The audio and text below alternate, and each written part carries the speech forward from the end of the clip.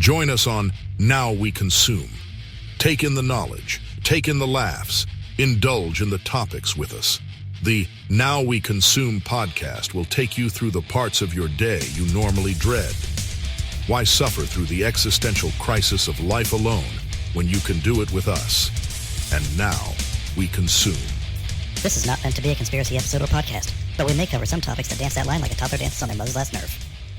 This podcast is rated I, for immature audiences only. Welcome back to the Now We Consume podcast, everybody. I'm your host, Pip. Tonight, thankfully, here are my co-hosts with me, Gibbles and Gibbs. Hello. Yo. We are finally back from a somewhat impromptu vacation.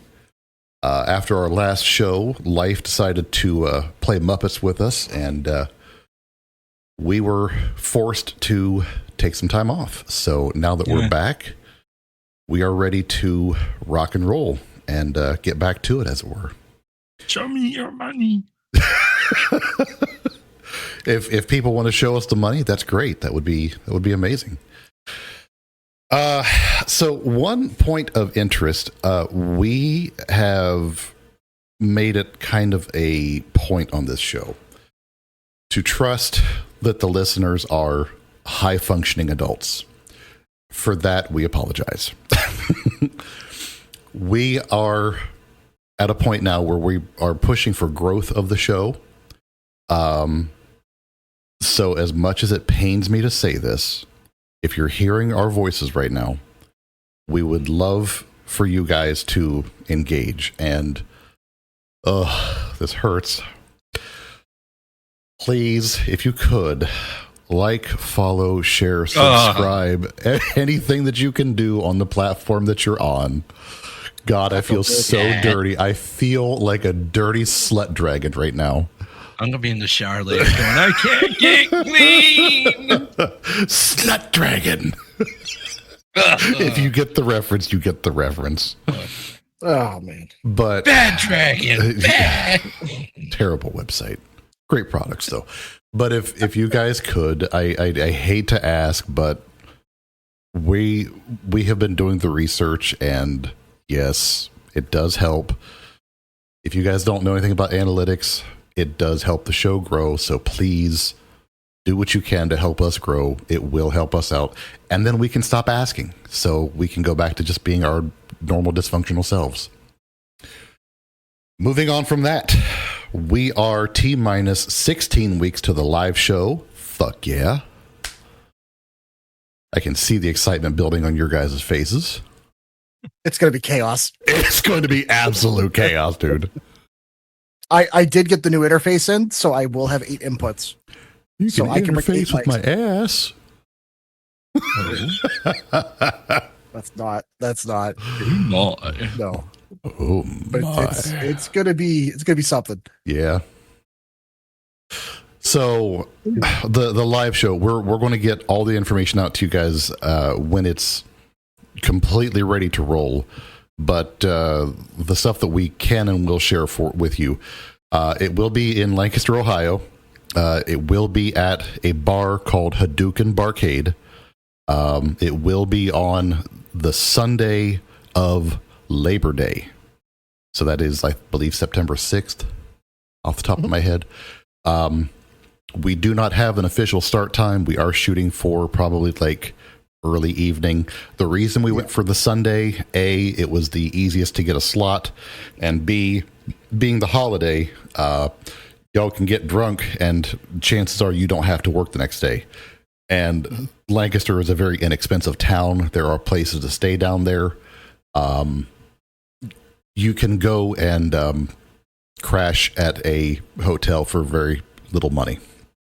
So we're working out the details. We'll get everything to you when we can. But with that out of the way, we can move on to the show. Some quick topics that we wanted to touch on, because it has been 5 weeks. And I swear to Christ, every time we take one of these breaks, the fucking world falls apart.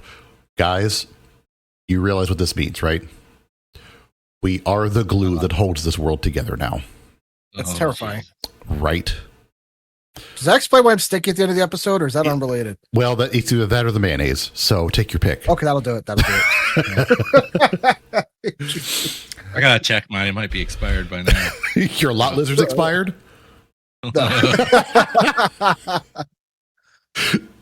But so in the time that we've been gone, we have dealt with the hantavirus scare tactics.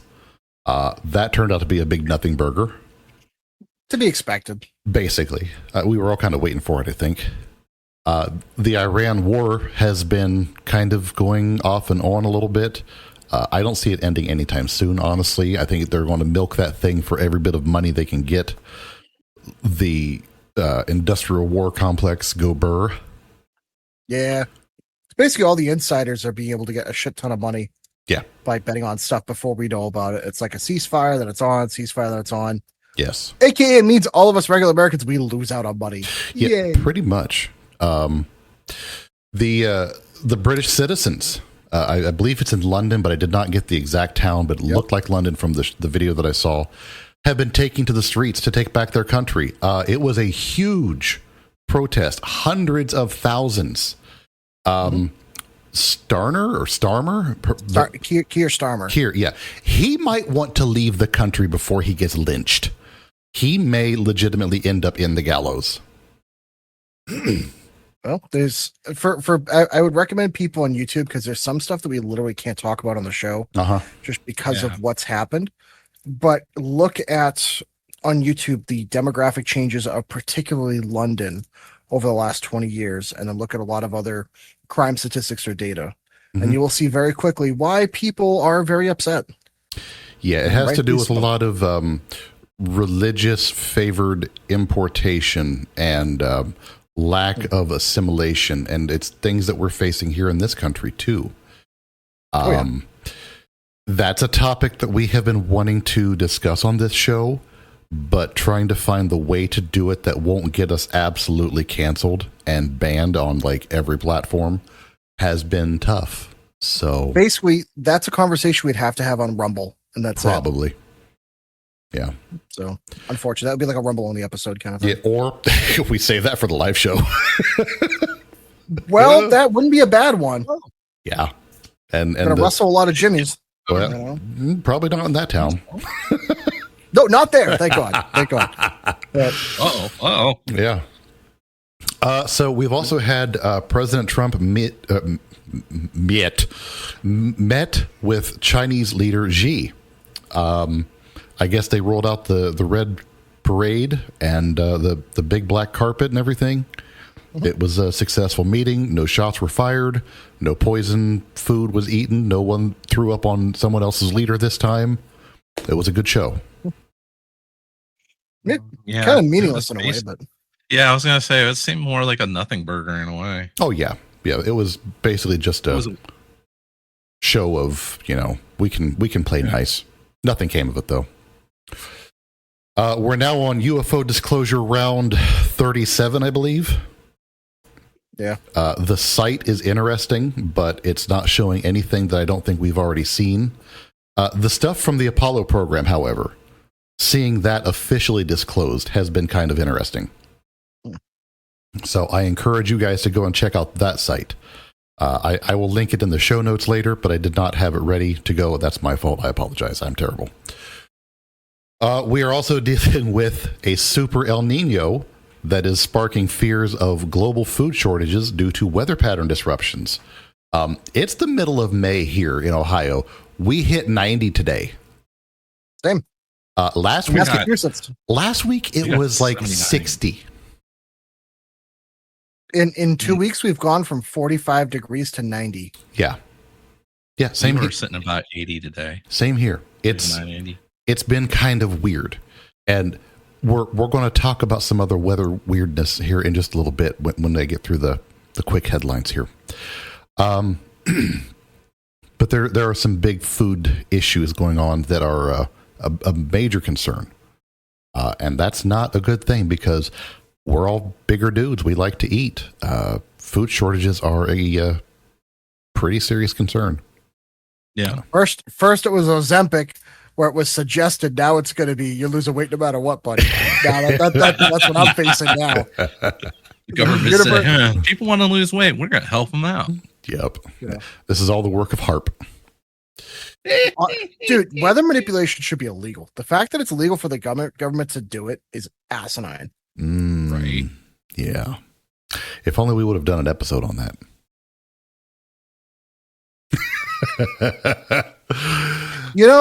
For three fat guys that just like hang around and talk about shit, we are some weird prophets because everything we're fucking prophetic. That's the issue. we need to just come in robes during the live show. Period. Get the chanting going and everything. Yeah. What would be our equivalent of robes though? Because like, what would be? Oh man, AI. I will AI this. Yes. Okay. There have been some more vehicle recalls. I think it was Ford or Toyota. I think it was. A lot of them. They just had to recall a shit ton of cars because engines were failing at 60,000 miles. 60,000 miles. It's looking like the causes are being blamed on fuel efficiency regulations that have been placed on engines. Smaller engines are working too hard and dying sooner. I mean, what do you expect when a 1.8 liter is being forced to move 2.5 tons as efficiently as possible, but it's being pushed to do it with as much horsepower as possible? Engines are going to fail pretty fucking quick. You have oils that are now down to zero weight. They provide no protection. And I know you had some notes about that, Gibbs. Well, I was going to say, as someone that works in the industry, two things. Number one, it is absolutely emissions regulations that are constricting these engines to a ridiculous degree, number one. Number two, the issue that we're seeing is, quite frankly, every company is using turbochargers to offset the smaller displacement motors that are required, so the smaller motors that are needed to meet the emissions regulations. But people forget that turbocharged motors need more maintenance, and they have more repair costs than a regular non-turbocharged or naturally aspirated motor. So the problem you see is people don't know how to maintain those because the average person is not used to running a turbocharged motor. Back before like 2015, almost nobody had turbos. It was very few cars. Now it's a shit ton of them. And to give you an idea of how constricted some of these motors are getting, the new GM motors for Buick, they're using 1.3 liter 3-cylinder motors in some of their SUVs. And we're already seeing issues at 20 or 30,000 miles. So again, if anybody buys any of the newer cars, just understand if the manufacturer tells you 10,000 mile oil change, that is the biggest lie. It will cost you a motor. And they will laugh at you and say, oh, well, it's out of warranty. Or, oh, no, it's all BS. And unfortunately, the consumer pays the price. So hold on. If the manufacturer suggested is 10,000 and you're doing it at like 8 and you're going above and beyond and it still fails, wouldn't that be covered? You'd think, wouldn't it? Wow. But sometimes they'll give you the runaround. Sometimes they'll find any which way. That's when I would end up standing on somebody's desk. And probably shitting on their desk, but also standing on their desk. I would be just pulling a kicky at that point. Yeah. I'd be very persistent. It's one of those things I hate. Retired. I hate to say it, but just do it every 5,000. Have it looked at someone that you trust. And just really keep an eye on it. Anything new. Also, not for nothing, the new 0W16 or 0W20 oil, even as someone that runs a Toyota that technically is supposed to run the 0W16, I'm not a big fan of it. I'll be honest. I think it's too thin to go 10,000 miles. Even someone like me, I'm doing oil changes every 4,000 miles, 5,000 miles of mine, being super careful, and everything's good. I'm at 60,000 on it. We're totally fine, but still, just everyone be aware, do some research before you buy anything. For the love of God, talk to somebody in the industry before you buy any vehicle. Doesn't matter what it is. Just talk to someone, please. Yeah. Also, don't buy anything that Stellantis makes, please. Don't buy any Fiat, any Dodge, just don't, please. It's bad. Oh yeah, I have never bought a Dodge and never will buy a Dodge, and I don't think I would drive a Dodge if I was given one. You have to know, like, since I'm in the industry, I know what to look for. So I have one, and I don't mind it because it's kind of cheap. But that being said, if for a regular person, just don't do it. Yeah. But one of the things I want to bring up there was now this is take with a grain of salt, everybody. This is not confirmed information. This is only hearsay as much as we are allowed to confirm. Allegedly. Yes. Allegedly.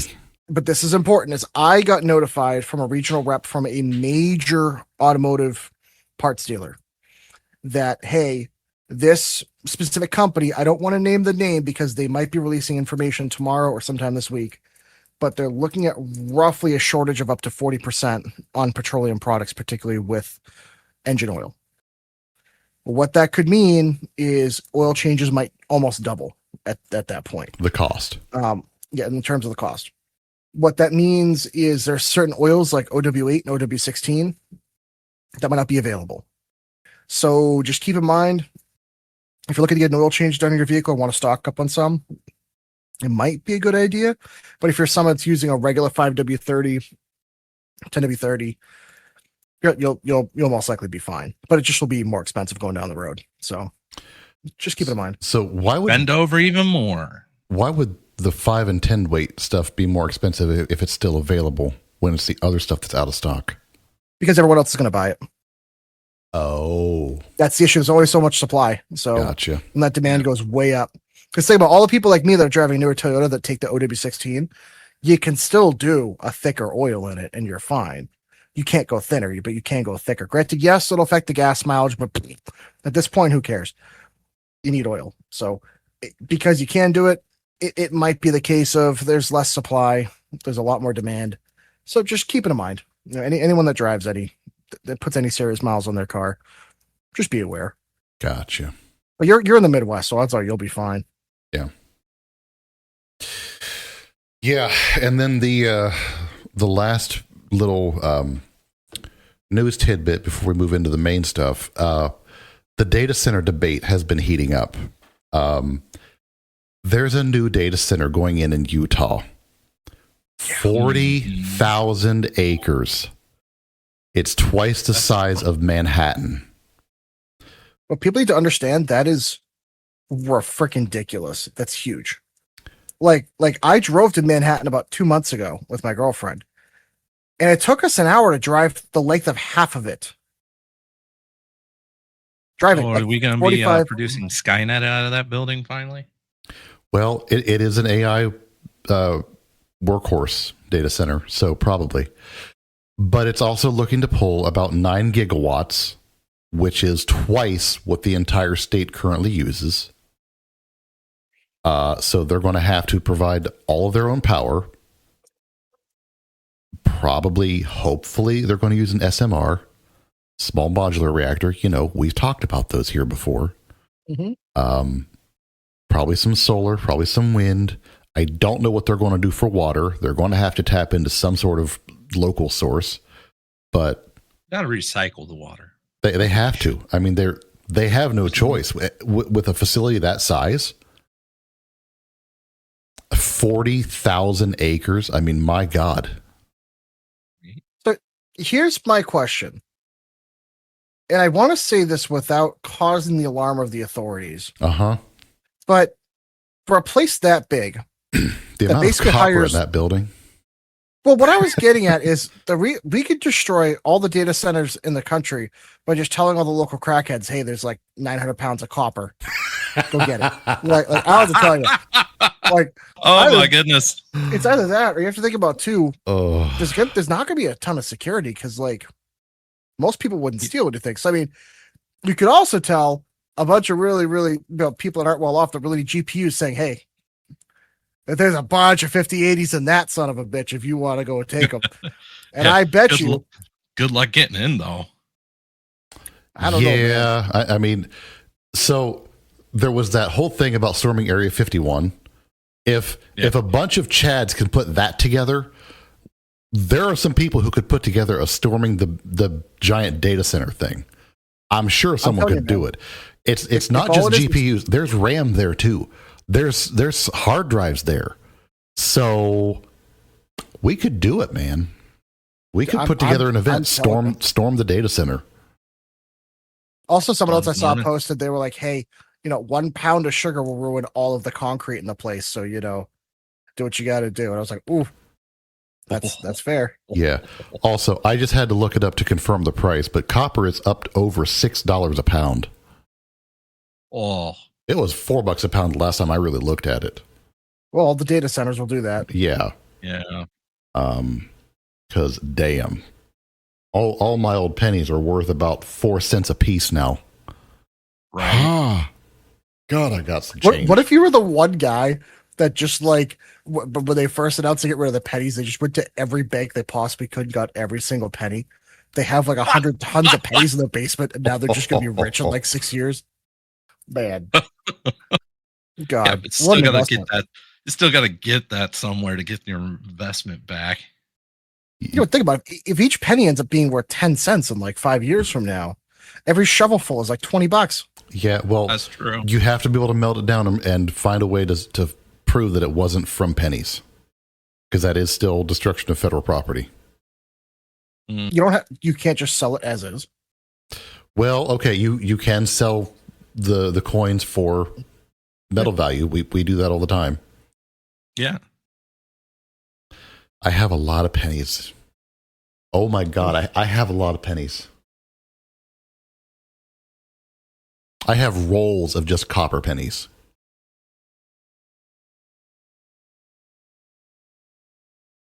Interesting. Just saying. Just saying. Yeah. Sorry, I started to divulge for just a second. But so we talked about the copper stuff. We talked about the data center stuff. That whole issue is playing into some other weird shit. They're calling it the 115-degree blueprint. There are some atmospheric whiplash effects that are coming into play with infrastructure. Y'all know we're not a bunch of hippies on this channel.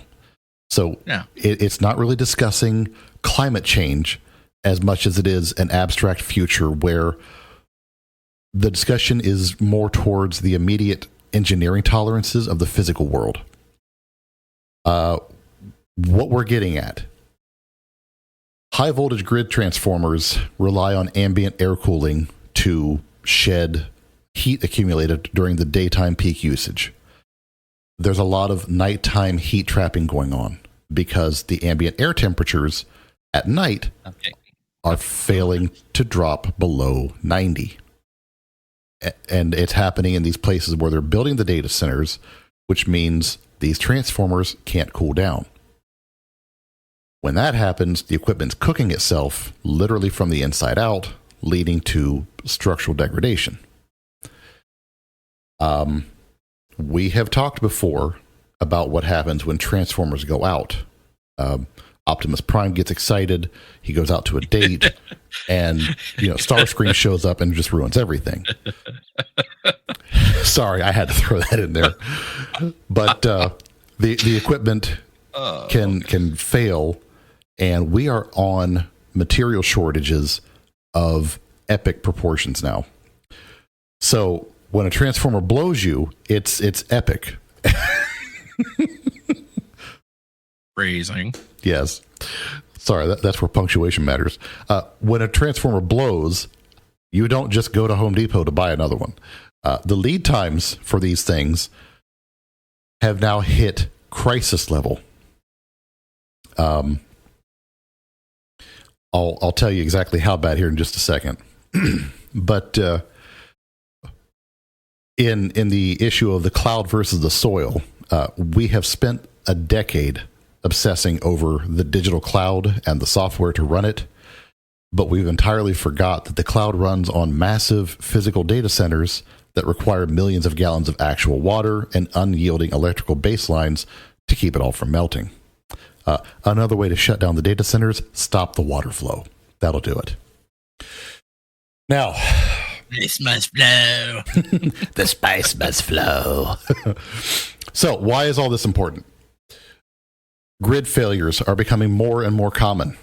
As more electricity load is added to an aging grid, it'll only get worse before it gets any better at all, if it ever gets it better.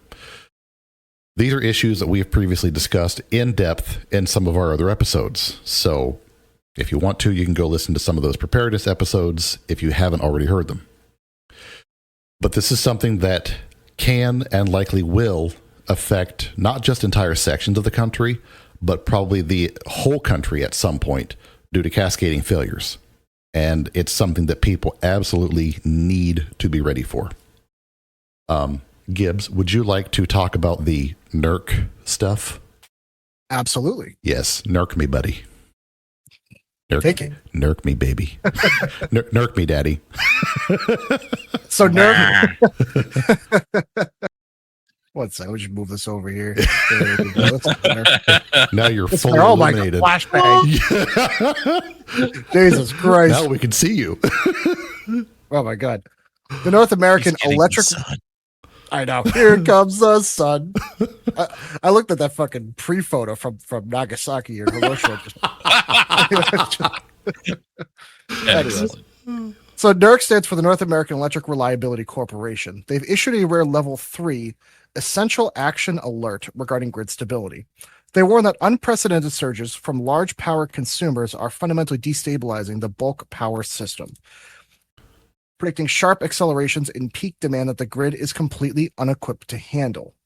Now, what's interesting is they're talking about, it's labeled as the 128-week transformer crisis. Basically, what they're talking about is standard power transformer lead times are up to roughly 128 weeks out, or 2.5 years. The issue here is that's for a standard one, not to mention it's 144 weeks for the larger generators or step-up transformers. The ones that work at the substations. Exactly.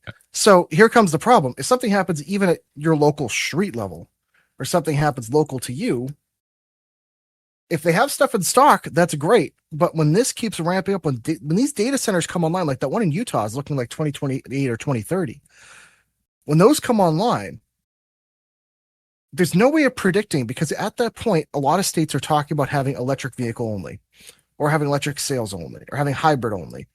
There's no quantifiable way to know exactly what the power draw on the grid will be, and exactly what kind of throughput, or what kind of battery storage, or what kind of lines are required. And I have a feeling that whatever number you think you know, it's not going to be right anywhere close. So when this becomes an issue, there might be entire sections of the country where it's, hey, I hope you have solar. That's going to happen to one town out west. The electric company said, hey, guess what? 2027, we're supplying electricity to the data center. That's Only. it. Yeah, they're not supplying customers. Yeah. What? Oh, yeah, you didn't hear? No. Oh, yeah. There's I'll have to look it up, but there is a company that is going to cut off power transmission to residential customers. They're only supplying a data center. Yeah, for an entire 100-some thousand people, they said, nope, you're done. How the fuck is that legal?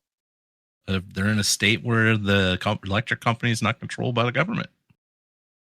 So they can do what they want. Damn.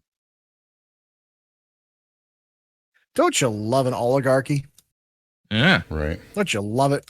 It's just great. Okay, so no, it was Nevada-based utility NV Energy is redirecting its power capacity to data centers, which will force about 50,000 residents in the Lake Tahoe area to secure a new power source. And this will happen in May of 27.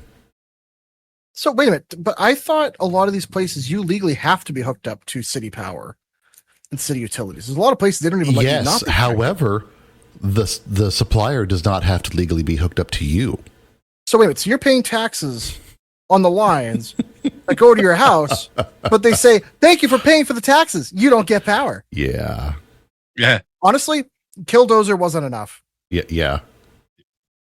That'll happen again. I'm going to buy a medicinal A10 Warthog for these fucks. I swear to God.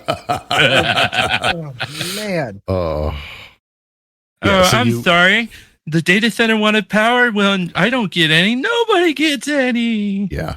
So it literally is looking like you might have to be hooked up to the grid, but the grid does not have to be hooked up to you. Is the way it's looking.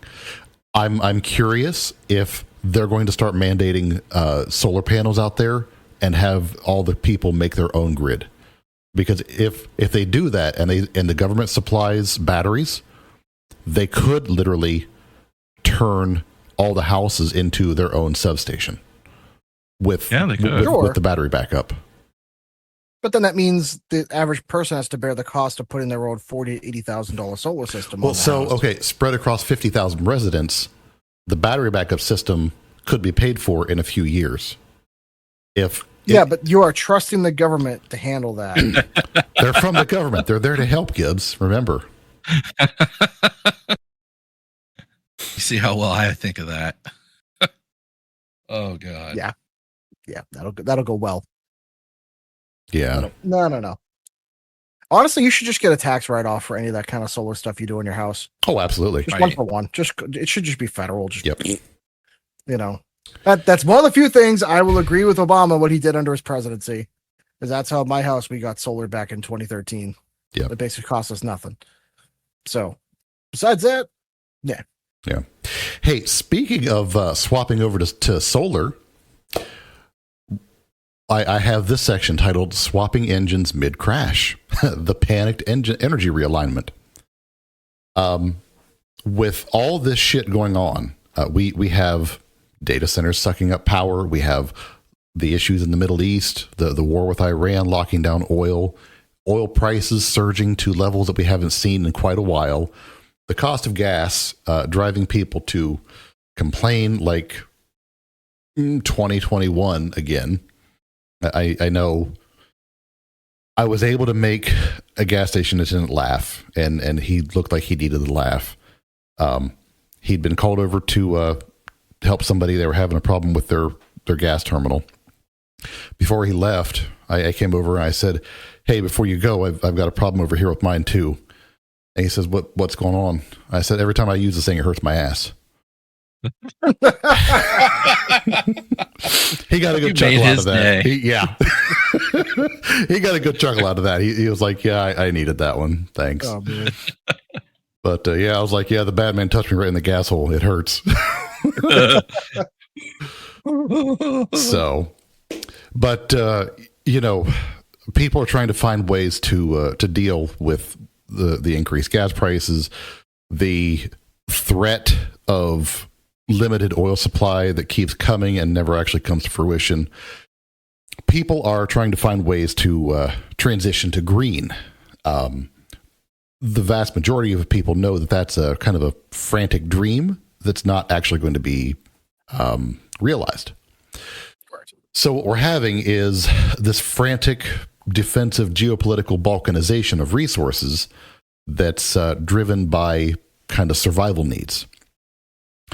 So while people are trying to dismantle the dependence on fossil fuels, like pipelines and such, that can be violated, destroyed, politically controlled, territorially controlled, critical mining is also being put on the table. And that's something that people don't really look at too much because all they see is the end result. They never look at the raw supply. So that's something that people want to keep in mind is the raw material stuff. But then on the absolute other side of the spectrum, and it's not my spectrum tonight, the weight of clean tech.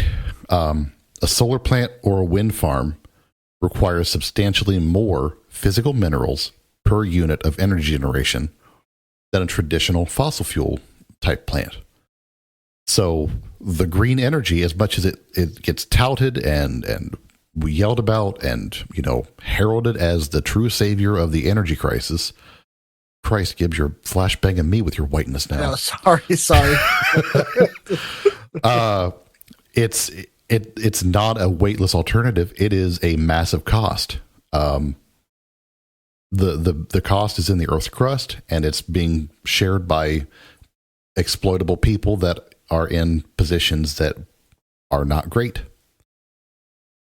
So it's leading to a lot of weaponized trade. Access to the physical building blocks, it's becoming an overt geopolitical bludgeon. And there are a lot of countries that are starting to rather aggressively lock down their borders. That's an interesting concept. Wow. To resource exports. So, what does all this mean? In the midst of the oil crisis, people are attempting to swap to clean and or green energy, thinking that it's a way around the oil dependency. Now, while it can help, the infrastructure to do this is just not there for most people. Houses cannot just go off-grid overnight. Cars cannot be converted to an EV or a hybrid at the drop of a hat. Nope. It is literally the case of people putting the wagon before the horse and starting to cause massive stalls in supply chains as well as other sectors. Gibbles. Toilet paper. It's the toilet paper situation all over again. Gibbles. Wow. The citation here. Oh, the citations. With the 16% trade blockade. You have the OECD. Oh my God, my eyes. Did I blow it up too big? I figured because you're older, you know. No, I got the big screen. Don't forget. So now it's like right. the size of my fist. Oh, well, you can definitely see it then. Yes. Let's see. The inventory of export restrictions on critical raw materials. Export restrictions on critical minerals have hit a record high, with roughly 16% of all global trade in these commodities now restricted by sovereign states using raw material access as an explicit geopolitical weapon. That's shocking. China. They've been doing that for years. Freaking buying up minerals and storing it. Yeah. They've been talking about for a long time, especially when they were buying from Australia. Mm-hmm. Then November 2026, which will be the choke point, pointing out that China's export control regime on rare earths is moving toward full oh my God, I cannot. Extraterritorial. There we go. Enforcement by November of this year. Under this, any product globally containing even 0.1% or more of Chinese original controlled rare earth materials is subject to their licensing restrictions. I want to see how they're going to enforce that. The moment they try to say, hey, guess what? This is your bill if you're going to do this. Or they go, we need to see what's in that product. Yeah. Good luck. All it'll take is the right people and the right governments to go, no. Yeah. Yeah, so we have all this going on. You know, resources are becoming scarce. The grid is looking to be unreliable at best. All the meanwhile, we're hitting a tribal knowledge abyss. And it's a physical skill gap. Again, something that we have talked about in excruciating depth on this show. Yes. So we're not going to spend a lot of time on it, but it is absolutely important because it's getting worse.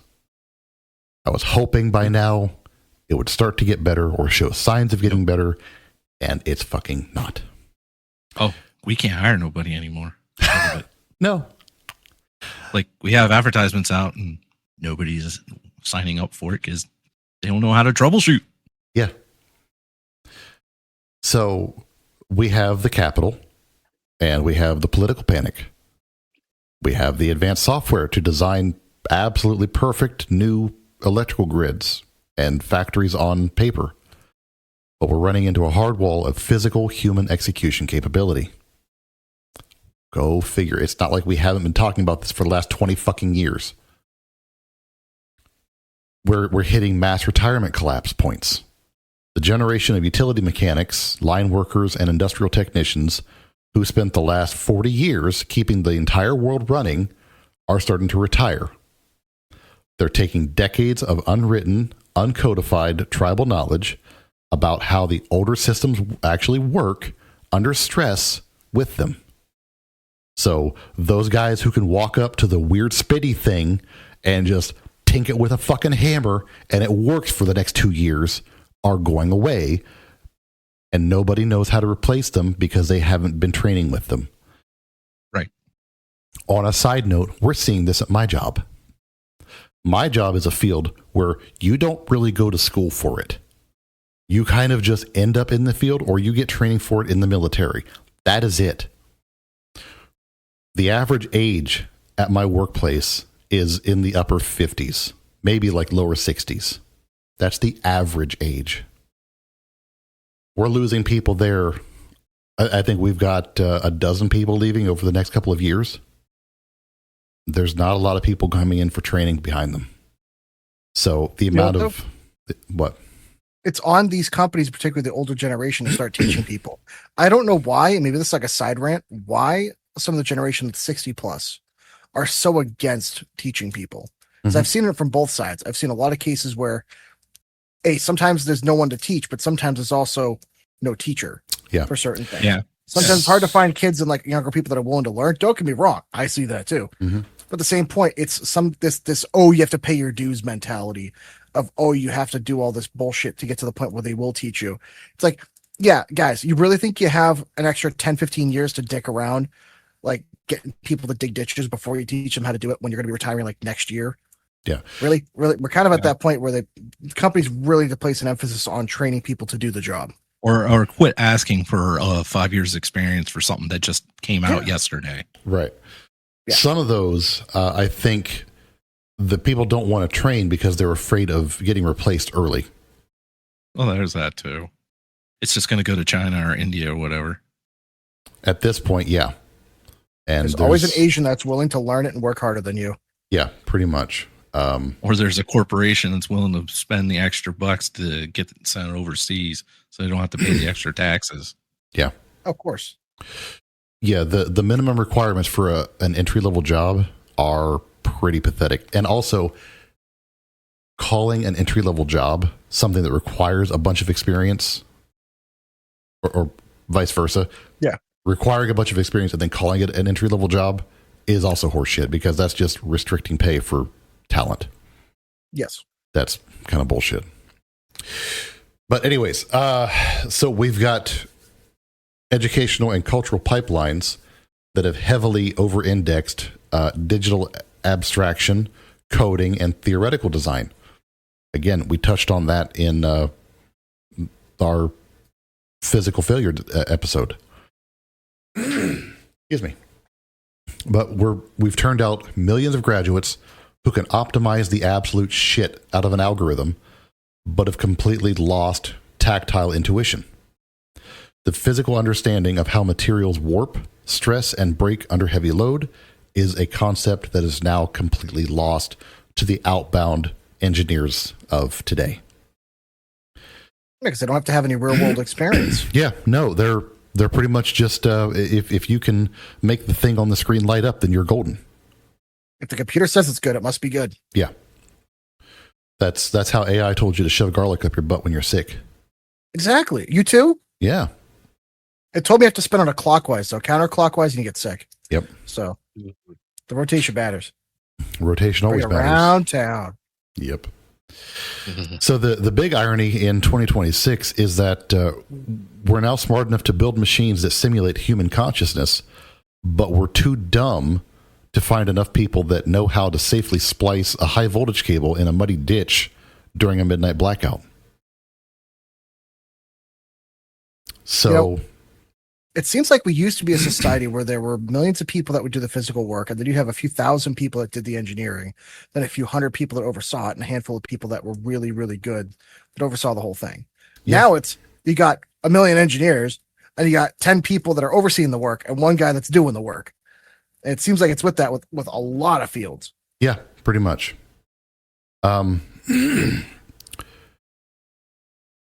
We have mentioned a few times about Idiocracy being the scariest documentary ever made. And yeah, it's still holding true. And that's still scary. So why does all that matter? Again, that's something that we've previously discussed. It's getting worse because of the AI associated job losses too. The workforce exits that are happening, and a lot of AI forward hiring strategies. I hope the quotes are heard.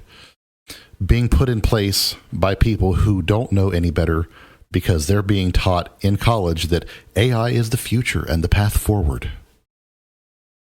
So a strategy that they're trying to put in place to save a few dollars on the front end is going to absolutely have a cost ratio of at least 100 to 1 on the back end, because it's going to cost that much to get these people out of retirement to come back and fix the problems that they don't know how to fix or handle. Gibbs, you want to take the DPA? Oh, sure.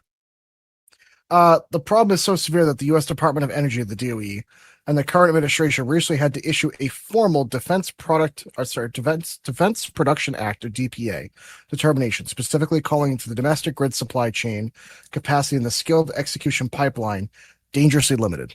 Mm-hmm. What I would go back on the previous statement you were making is, when you replace real people that can learn and grow and change and be flexible with AI, your company is no longer able to grow or be flexible. So consider the warning that you will be beholden to the capacities of an AI where you can't really ask it to flex overnight. You could try, but AI can learn sort of, but not intuitive like a person can. You can't give an AI a book and tell it to study it, and then next week it knows everything about that book and how to apply it. That's the thing. It's a good repository of information and good for data analysis, but you can't give it a book on how to do plumbing and then give it a picture of your house and say, all right, fix the problem. That's not how this works. And I think a lot of companies assume that AI is already there or will get there. That's not the case. That's not the case. I saw it when I was leaving the dealership. They instituted a new AI program about a week before I left. They were just starting to trial it. And what it was supposed to do, it was supposed to listen to what people were saying and address their aggression level, how angry they were, what their problems were, what they wanted to get done, when they wanted to get to take all that information up front. That way, by the time as an advisor, you answer the phone, you already know what you're walking into. One small problem. It was racist AF. So tell me it was Gronk. Oh yeah. No, it was its own proprietary one the GM was using at the time. Oh my God. There's a reason why it got turned off. So if I call that dealership now, it's still not on. Oh wow. Because weirdly enough, I think we all know where we're going with that one. But even they tried to, I don't know what happened with it after that point, because I was already gone from the dealership. Bye-bye, dealership world. But yeah. So you can do all the training you want. You can try to get it to do whatever you want. But if you let it make decisions for your business, good fucking luck. That's okay. Why does AI keep getting racist? Have you seen the internet? Sir, have you seen the internet, my friend? The AI loves cats and is racist. It's because of the internet. Yeah, dude, that's... Yeah. I mean, that's... Okay. Why does AI keep taking on the Austrian personalities, though? Again, it's the internet, man. You go, Gibbs. I was just getting ready to say, have you not looked at the internet? Again, the amount of German jokes out there lately. Just unreal. It's one of those things where it has the entire internet to pull from. It will look at the responses or topics that have the most engagement. Yes. But people need to understand an AI is not going to go through and look at all the responses on Reddit that have 0 responses or topics that have nothing. It's always going to look for the most engaged topics. And what are the most engaged topics in human history, the most controversial ones? Yeah. That's why all the controversial. Think about this. All the same stuff that gets ad reads on Facebook, Instagram, all that, and all the same stuff that are on the front covers and front pages of the news are going to be the same things the AI is going to read. Yeah. So what's the AI going to think about humans? We're obsessed with about cats, racism, and sticking things up her butt. I'll tell you. Like, the AI is going to be like, I guess this is what people do. I don't know. It's weird. So. Yeah, and until we get true AGI, which once we do, I guess we're cooked anyways. That's when the AI merger between, the software and the hardware is going to happen, and then it's just Skynet and the Terminator Wars begin. Yeah. I think, though, if it's going off the internet, it's not going to be like guns. It's just going to be giant human phalluses. Yeah, essentially. Those are going to be the attack blimps. But wait a minute, does that mean you get to make an AI called Girthquake now? Girthquake. Let me make a note. All hail that. Lord Gertwick. You better I write mean, that one down. actually, with the new program we have, Pip, we can make this happen. Yep. All bow down to Girthquake. Yep. I just have a note. Yep. Oh, we're making that happen, buddy. Yeah. All right. So, an AI making your own personalized sex prosthetics. Hashtag AI Girthquake. This Dragon ain't so bad. It would be the logo. Sorry, I'll stop. Oh Lord. Oh my God. You My know, head's about to explode. This is exactly what I expect during the live show. This level of devolution, you know. Mm-hmm. Yeah. Oh, sir, this is no edibles, no alcohol. Just you wait. I know. Just you wait. Yeah, for reference, during the live show, we do plan to partake in some edibles and at least a couple of drinks. So expect some laughs, expect some odd shenanigans, and maybe a little bit of weird nipple touching. I don't know. You know. No, we can skip that. Okay. I'll be in the middle. I can just do this in the middle of the show and. No. You'll find out what your inside of your hand looks like. Jesus. Oh, Lord. Well, that is all the notes that we had for tonight. Did you guys have anything else you wanted to add in? I wanted to kind of steer away from the AI stuff because if anyone's listening to the shows sequentially, they're going to hear it literally the Open Claw show and then this one right after it. So they're not going to hear a 5-week pause. So sorry. It's okay. It happens. But Open Claw, by the way, just got cited for having a 250,000 bad agents in process. I shared that on our Facebook page. What's defined as a bad agent? One of the ones that is operating in a subversive manner. Yeah, that reminds me of I don't remember the article where they were talking about how the company accidentally deleted everything off because the AI had access to the root key. Yeah, AI deleted everything for them. Yeah, it wasn't Naughty Claw. It wasn't another case of it trying to bug fix by getting rid of all the software because that was more efficient. But to be fair, there can't be bugs if there is no software. Yeah, it's good solution. Yeah. Oh, this one they gave it instructions to I think it was like training session, and they totally didn't realize that one of the keys to actually access everything was still in the system. Yeah. And AI being AI, hey, what's the easiest way to get the job accomplished? Hey, I've got this. I've got access here. Delete everything. Mm-hmm. I win. Yeah, it's again, we're a small podcast. We try to tell people about things, but the right people aren't listening to the show. So until they do, it's just kind of screaming into the void, unfortunately. But if people would get the show in front of the ears that matter, that'd be amazing. Yes.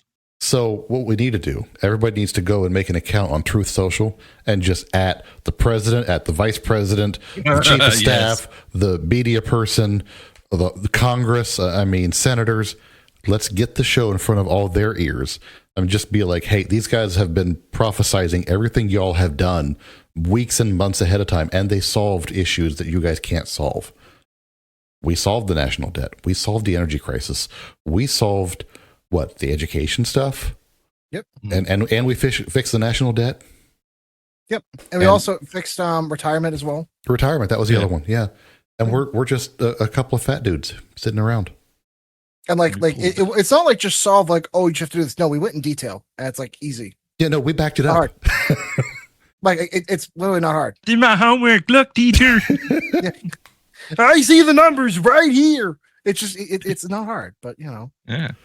I think it's because we're regular people. We're not, We're not burdened with trying to bullshit everybody around us.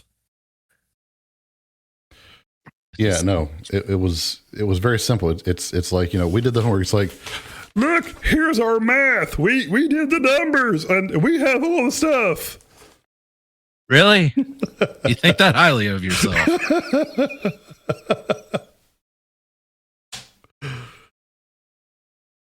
I believe there's a teacher somewhere going, mm-mm. Well, you know what ain't that big. You'd be walking with a limp. Relax. No, but I did get my oldest in Lowe's the other day. We were looking for something. I'm sorry. Could you transcribe what you just said? Because I'm either too young or too stupid to understand what you just said. What? When I was in Lowe's the other day, my oldest was with me. Oh, I thought you said Milo and Otis. That's why I was confused. Okay. Yeah, no. I'm not sure what a cat and dog have to do with this. Yeah, no, right? no. So we're over in the tools, and he looks over. He says, "Hey, Dad, do we need a tripod for anything?" I look at him. I just kind of lean forward. I said, "I am the tripod." Expect nothing less. Oh, it was great. He just looked at me and just had that look. There's probably a deadpan look going, "Oh my God, you're my father." Oh yeah. Yep. It was glorious. Happy dad moment. But if you guys have nothing else, we'll go ahead and wrap it up. Nope. Yeah, it's good to go. All right. The only thing I would recommend is we did an episode on prepping a while ago. We've done a couple episodes on prepping. I recommend people watch that because we're going to the summer with the highest energy draw. Just make sure you have your shit together, boys and girls. Have a generator, have a backup plan. Maybe have a couple solar panels. I would recommend a solar generator at this point, not a fuel-based generator. Jackery and some other places have a very large. It's not cheap. It's about $1,600 right now for the home, like Jackery 2000 plus or some bullshit. It's like a 3,000 watt hour kit, but it comes with two 200 watt solar panels. They're foldable. I got it last year, and that thing can run everything essential in my house. So like the well pump, fridge, freezer, the essential stuff. And I have a split level, so I can just stay downstairs where it's naturally cooler during the day. So I can run fans and shit. So it's not cheap, but I tell you what, it's going to be worth its weight in gold if there's absolutely no power. So I'm actually looking at getting the expansion battery just to double the capacity. That's the reason why when I sell this house and move to the other house, I'm looking at getting solar with a backup battery for the house, like a Tesla Powerwall or something like that. Yeah, those are looking to be a much nicer option these days, as much as I hate to say it. I'm not a big Tesla guy, but it's the best. It's basically the only one on the market that's really good. There is a couple other brands that have them. Yeah. But Span, I think, is another. But I just want something that's plug and play that I could add more power if I want to. That's the catch. Yeah. The other ones you can't just daisy chain with. This one you can literally just run in parallel. Yep. Jackery, EcoFlow, they all have units that you can daisy chain batteries onto. Really? Yes. EcoFlow. I'm looking at those just for this power. Yep. Just for this. And Anchor as well. EcoFlow I use for my septic. Yep. But all right, guys. Well, thanks for coming back and hanging out. Everybody listening, thank you for joining us this week. We will, I believe we'll be back next week. Just a quick heads up. We will be taking the week of the 4th of July off. So we'll put out a reminder ahead of time, but that's still several weeks off. But it's good to be back. It's going to be back in the saddle. We'll be back next week with another show and some more shenanigans. Until then, thanks for hanging out. We love you all, and we'll see you all next time. Bye. Bye. And stop recording. Stop recording. All right, that takes us into the out show or the after show. Some of your audio files whenever. Yep. Get there. Get there. Oh God, I got to get the episode number. 21. Is it 21? I believe so. Click, click, click, click, click.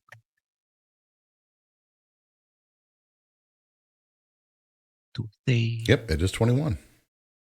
You, sir, are correct. The audio to computer.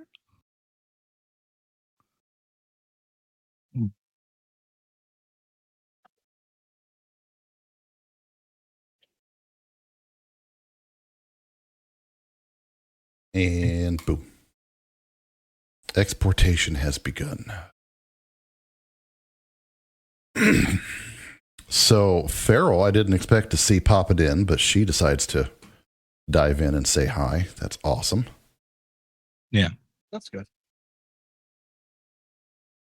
Oh, We didn't just take time off. If you were here at the beginning, Life was playing Muppets with us. well, with you guys, life is boring here.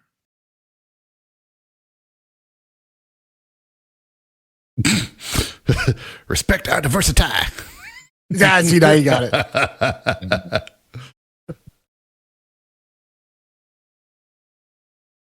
Oh. All right. Send the audio my way. I can get this edited and Oop.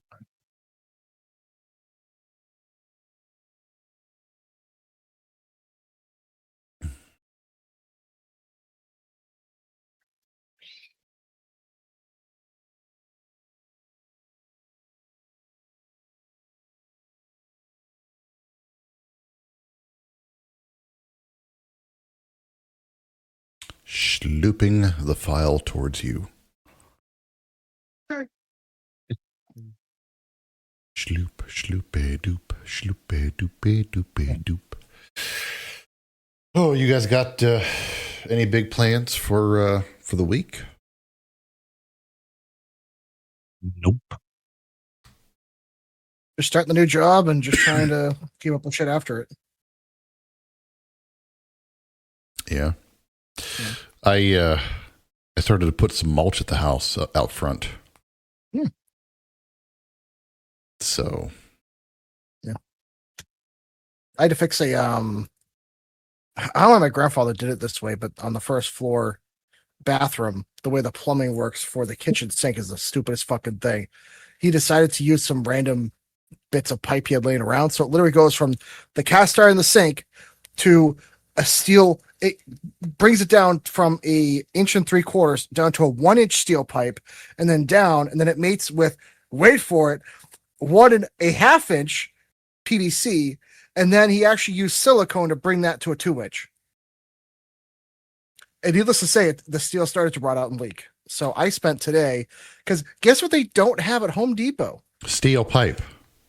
Oh, also, they don't have 1-inch plumbing at all. So I had to redo the whole thing. No 1-inch plumbing. No 1-inch plumbing. Why? 1 inch and a quarter is the smallest they had. Huh.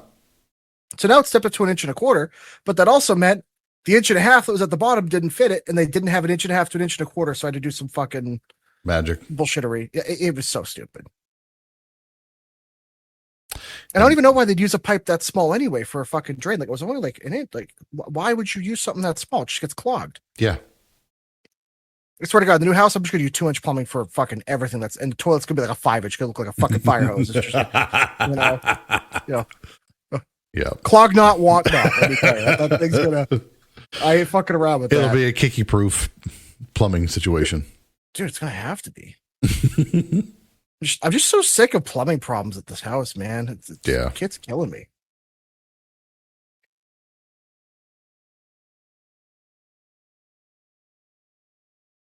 After a while, it's like, it's got to be a joke. Like this can't be real.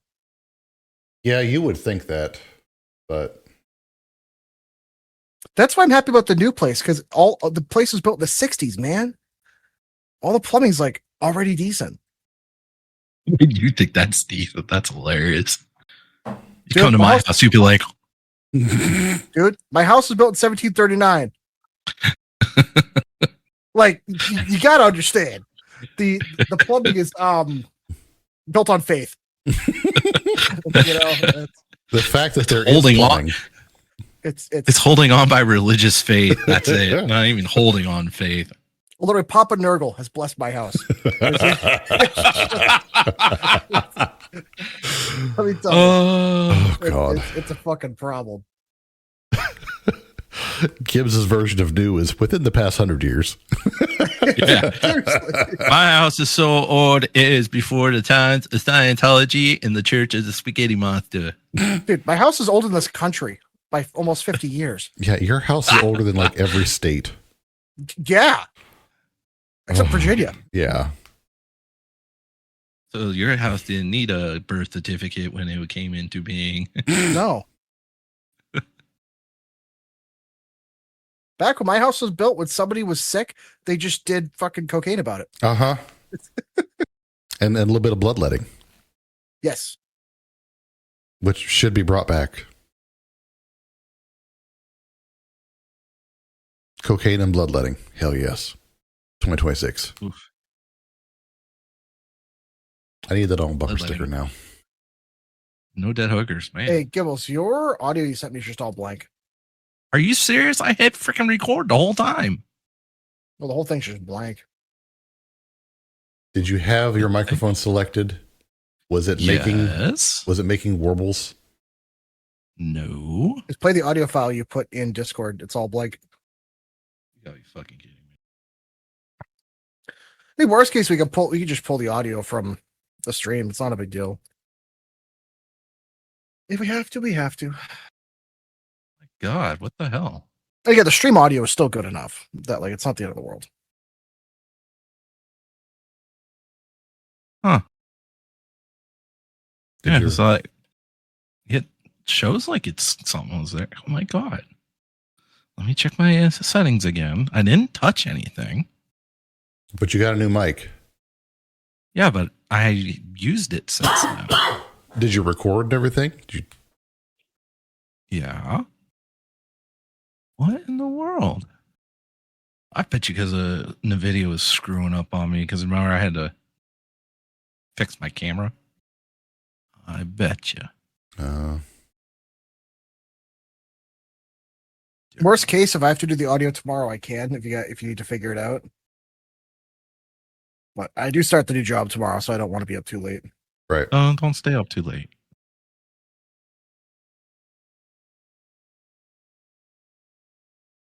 Okay. Well, then I need to end the stream so that we can get the audio pulled. So I will go ahead and end the stream here.